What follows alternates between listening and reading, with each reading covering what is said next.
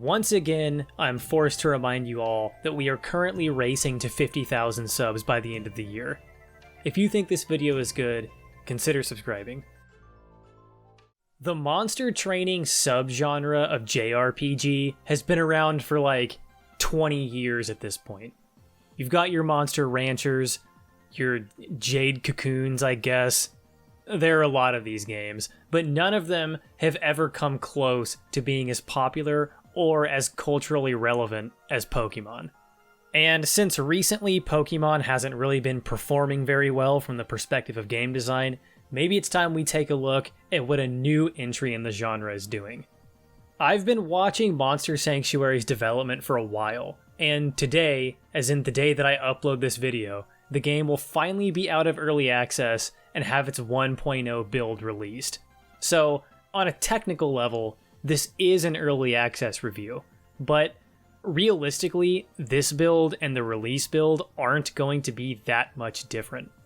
This build of the game has 88 monsters, the release build has 101 monsters, and the release build has a few more areas and the final boss implemented. Honestly, if it wasn't for the fact that there are 2 or 3 messages in-game like this one, you could have easily tricked me into thinking this was a full release, because there's a pretty huge amount of content, all of which I'll get into in a second. Also, this has been one of the most successful early access launches I've seen. The game was able to over-deliver on almost all of their promises, and is including their stretch goals in a future patch. So, if there was a model on how early access should be done, it's probably this. Let's get right into what everyone wants to know about this game, which is how the monster battles work. Obviously, they are turn-based like you would expect from a game in this genre, but they are also several orders of magnitude more complex than what you're probably used to in a game like Pokemon. Let's just start on the micro level by looking at what your options are with each individual monster, and then zoom out all the way to the level of a full team. Every single monster in the game has a big-ass skill tree with 3 or 4 branching paths. A lot of monsters will have both offensive sections of their trees, as well as defensive or support sections. For example, the Monk, which was one of my favorites, has this tree over here, which is all based on healing and buffing the rest of the team, and also has these 3 trees over here that are all focused on physical damage of 3 types.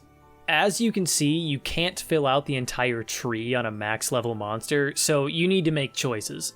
Obviously, I went with a more offensive build for this guy, but you can imagine that I could have dropped one of these damage types to fill out the support tree.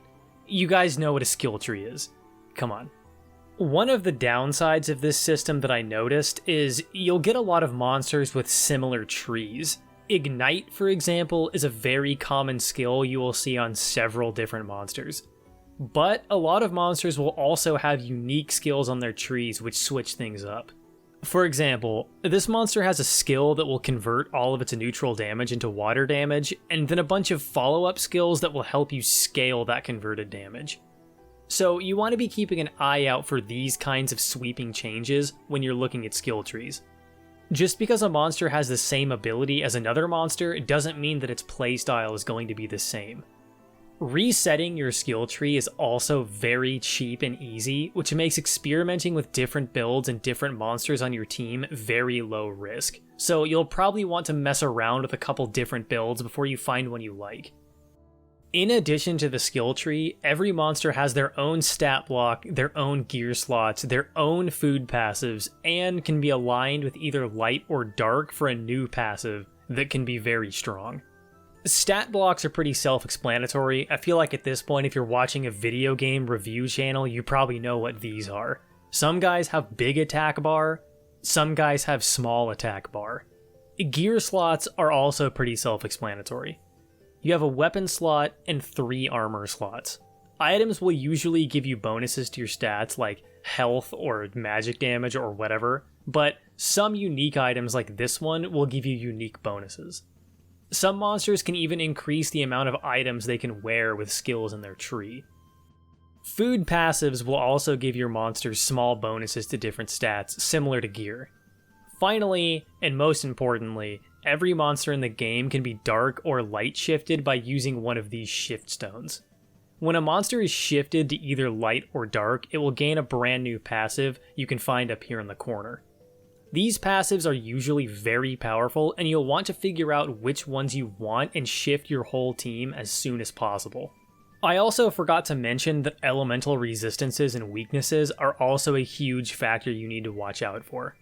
So you can probably tell from all this info that there is a lot going on here on just an individual monster basis.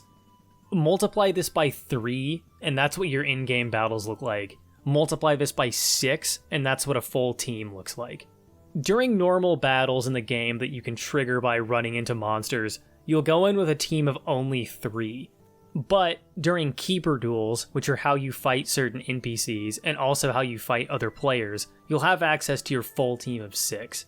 You can probably see how complex this system could potentially get, assuming decent balance between monsters.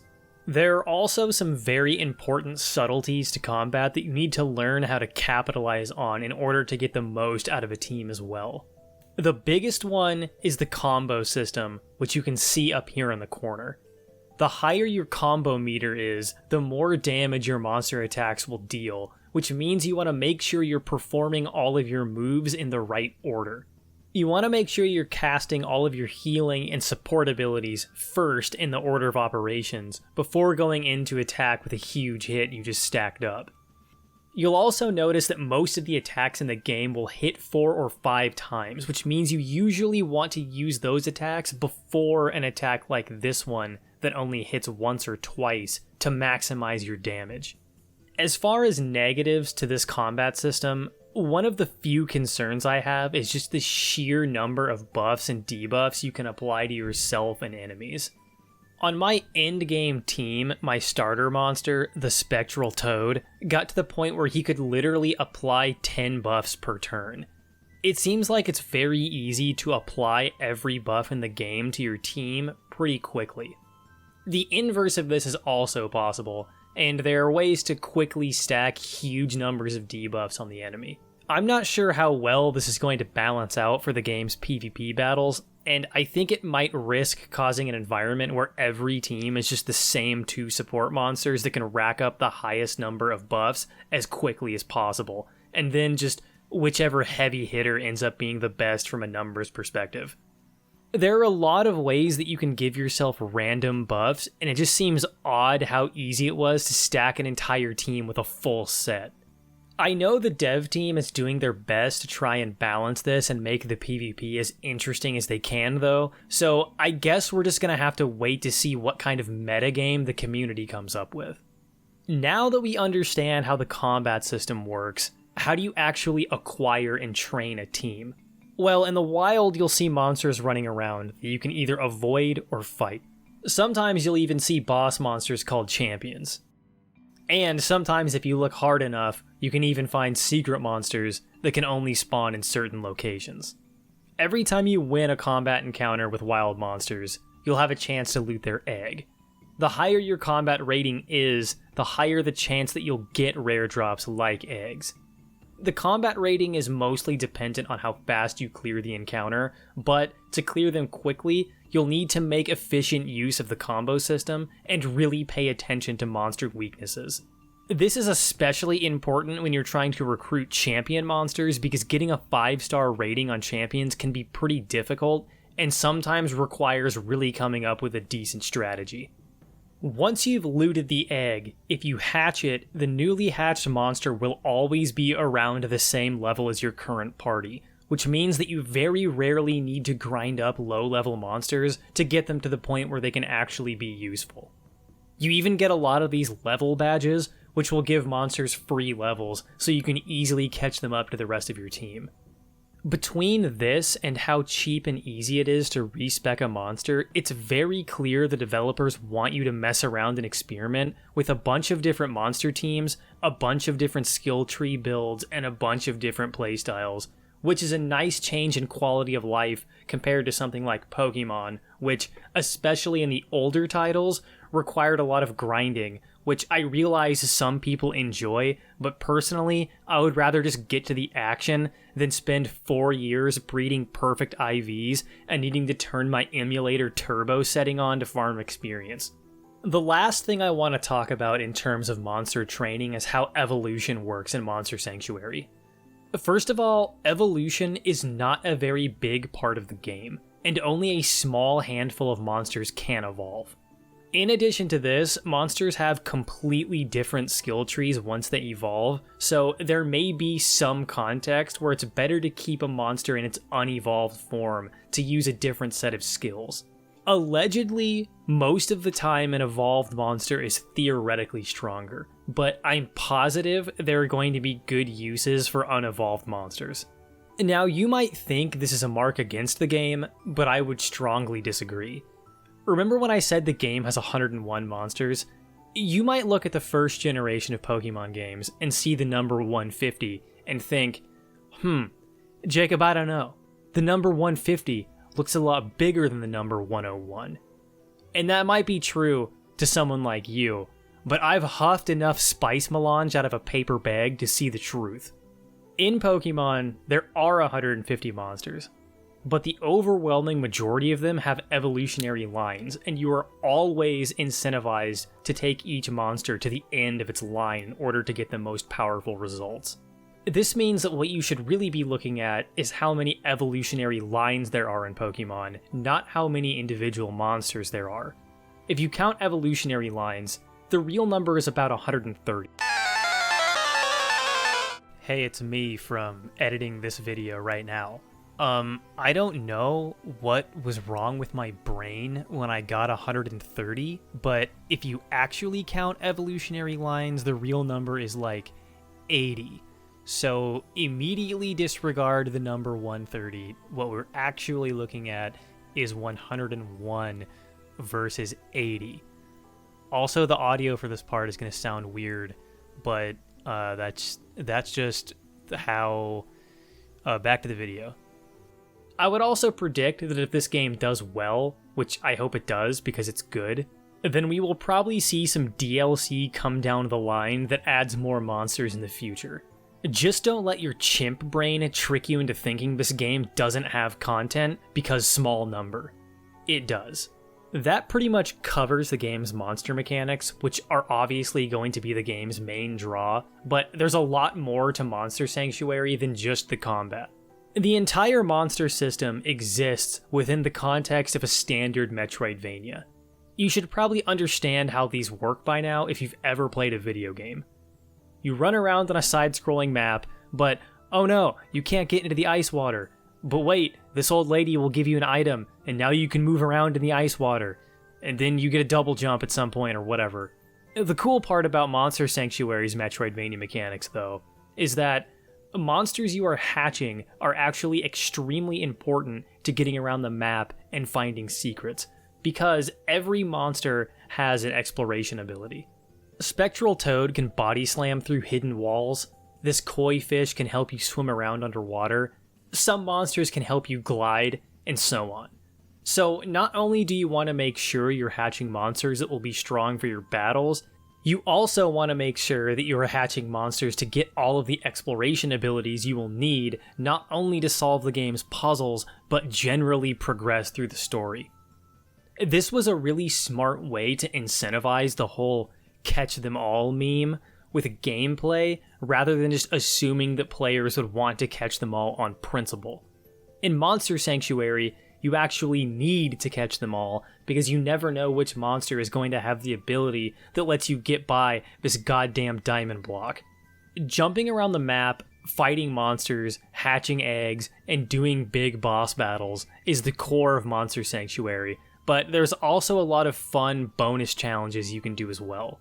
In the Sanctuary Tower, which ends up being the game's main hub, you can do challenge duels, fight in the Infinite Arena, or rematch with champion monsters you fought before. The challenge duels are just challenging duels, and are easily some of the most difficult in the game if you aren't massively overleveled for them. The second to last one took me fucking forever to beat. I probably just suck at this kind of RPG, but goddamn.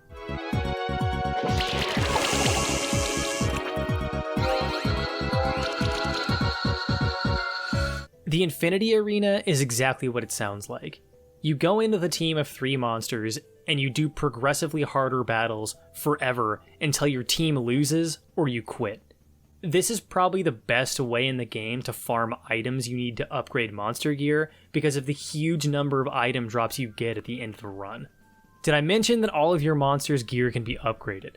I probably should have mentioned that in the section of the script where I was talking about equipment slots. The champion rematches are also very important because this is how you're going to get champion monsters on your team most of the time. Asura is really strong, but you'll need to finish a 5-star battle with this son of a bitch before you get its egg.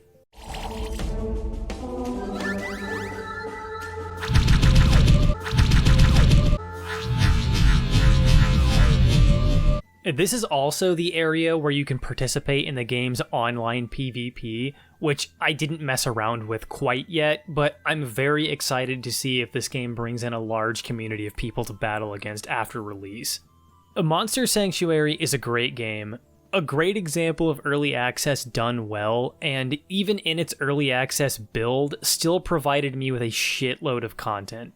I cleared every challenge duel, filled out the entire monster journal except for one entry, 5-starred all the champion monsters, and progressed the story all the way to the end of the available content, and doing all of this took me 25 hours. I imagine in the full release, which will include a couple more areas, the final boss, and more monsters, and probably a more active online community for PvP, you will easily have enough content for 30 plus hours.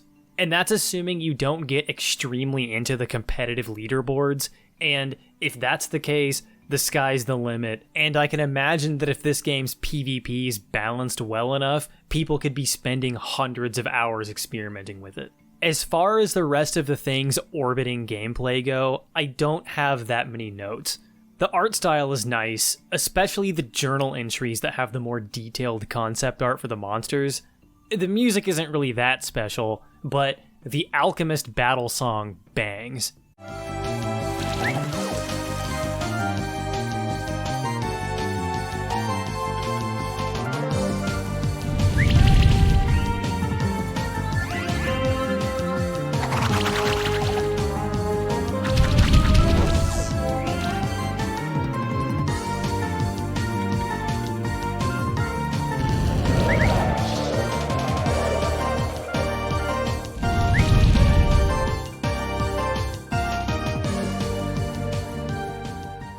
If you're a big fan of JRPGs, or the monster training genre, or even just Metroidvanias, then I think you'll really enjoy Monster Sanctuary. Especially if you're a Pokemon refugee that is unhappy with the way the franchise has been going, or if you want to support developers that actually know how to use early access.